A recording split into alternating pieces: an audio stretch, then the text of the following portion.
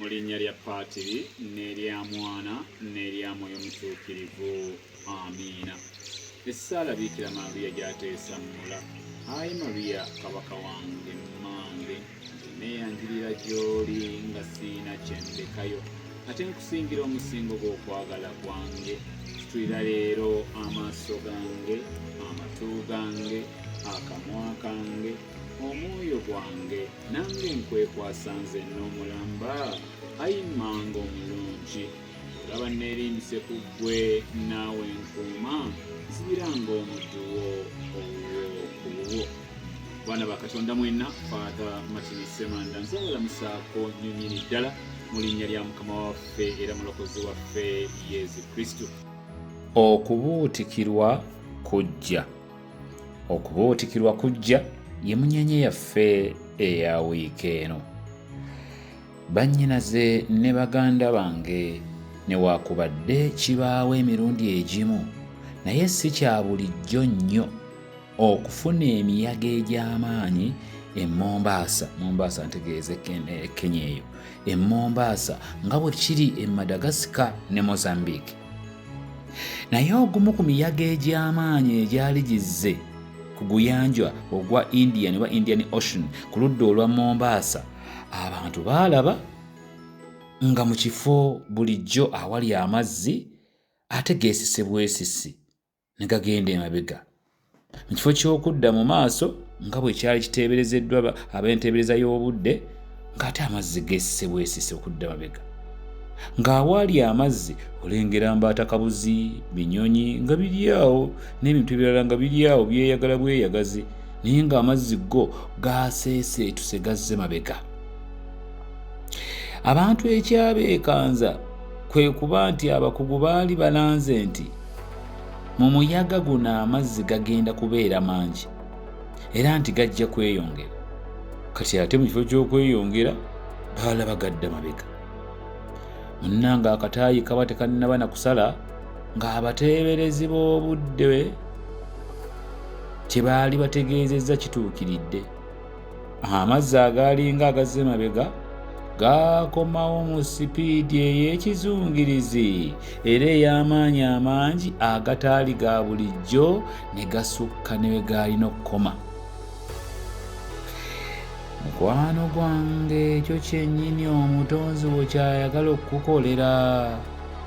Buli w'oyita mu kusoomoozebwa okw'engeri emu oba okw'engeri endala, olina engeri gy'onafuwa, olina engeri gye weesika, olina engeri gy'olabikamu ng'azze emabega, n'olaba ng'asaanawo. Olaba ng'Omukama akusuddewo, olaba ng'Omukama akuvuddemu, olaba ng'akwegaanye. Ekyo gwe ky'olaba, wabula ekyewuunyisa mu nsi ey'omubiri, mu nsi ey'omwoyo oba ensi eterabika, waliwo okubuutikirwa, waliwo omuyaga ogw'enjawulo ogujja. Ekyo nkikugamba nga kuno okubuutikirwa si kubi, wabula kwa mukisa, kwa bulamu, kwa kusumulula. Kuno kugenda kujja kukole n'ekisukka n'ebyo ky'obadde tosuubira. Gwabadde alabika ng'azze emabega, Omukama akunviirireyo mu maanyi ng'amazzi gali bwe gaakola. Gwe ensi gweraba ng'asiraanye, Mukama akunnyimusize. Gwe omulwadde eyeesiga omutonzi we ebyaddala, bambi akuwa obulamu okusinga ne bw'obadde osuubira. Omwana wo ng'azze emabega mu by'ensoma bye, amuwa amagezi agasukka ne bw'olowooza. Ebyenfuna nga bikyankalanye, nga byakyankalana nga bikyankalanye era nga batandise n'okwogera n'okugeya. Omukama akusumululire n'ensi ekyewuunye. Amaka go nga balaba gagenda era nga gasaanawo, akuviireyo mu ngeri etebangawo. Kyekituufu amazzi gaalina kudda mu maaso, naye okudda kwago emabega kwali kusinziira gasobole okudda mu ngeri ey'amaanyi enzibu okunnyonnyola.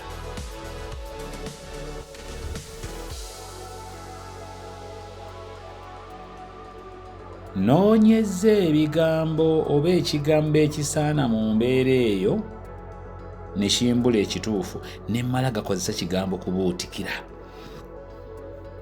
Bangi tuzzeeko emabega, bangi twesiseemu, tetukyalabika nnyo, bangi ebintu byesibyemu, si lwakubanga tusiraanye nedda, si lwakubanga tunafuye nedda, si lwakuba tulemeddwa oba tukomye nedda.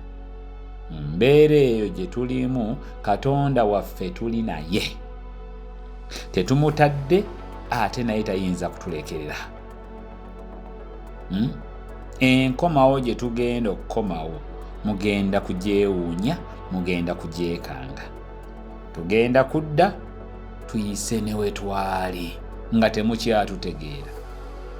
Mugira muvuma, mugira mugeya, mugira mujerega, mugira mutusekerera ng'obudde bwamwe bukyaliko, kubanga tuli bamativu era twekakasiza ddala nti gwe tusinza talya kabalagala, gwe tusinza talya kabalagala. Agenda kutuviirayo, agenda kutuviirayo mu ngeri egenda okubeewuunyisa. Mulinyumizaako abaana ne bazzukulu bammwe. Kino nkiranze ku bwa Yesu Kristo oyo Mukama wange. And please listen to this, my friend. The enemy doesn't have the last word. God does. The enemy doesn't have the last word. God does. Nkimanyi mu bw'omuntu kyangu okuterebuka nga waliwo embeera ekutomedde n'ekuzza emabega. But don't you ever forget that whatever you are going through is not permanent, it's temporary. Your God is still on the throne. Can I say this again? I'm saying don't ever forget that whatever you are going through is not permanent, it's temporary. Your God is still on the throne. Munnange Yubu amanyi ekitabo kya Yubu kirina emitwe 42. Very beautiful book. Yubu byonna omuntu byetaaze ku nsi kuno nga byonna biwandeze ku nsi kuno okubeera obulungi, Yubu yabifuna era yabirabako. Naye mu bulamu bwe wajjawo omuyaga ogwajja ne gumuzza emabega kumpi mu ngeri zonna. Abaana be bafudde, amagana ge ag'ensolo gasaanyeewo, ebirwadde bimugwiridde, gwe wamma baaba n'atabulwa. Ne mukazi we eyali badde amufuukira ekikubagizo yamugamba kimu nti musajja gwe weegaane Katonda muveeko, bassa ekyo nze ŋŋenda. Bw'ogenda ebuziba mu bitabo ebitukuvu bakulaga nti newaakubadde bye tusoma mu Yubu oba ku Yubu birabika ng'ebyaliwo emyaka emingi oba ebyatwala emyaka emingi, si bwe kiri. Byonna ebiri mu mitwe 42 mu kitabo kya Yubu byaliwo myezi 9 gyokka. So as long as God is still on the throne, whatever you are going through is not permanent, it's transitional. Yubu yakitegeera nnyo era muli n'amatira nti okusoomoozebwa kwonna kwe lyayitamu kwali kwa kaseera buseera.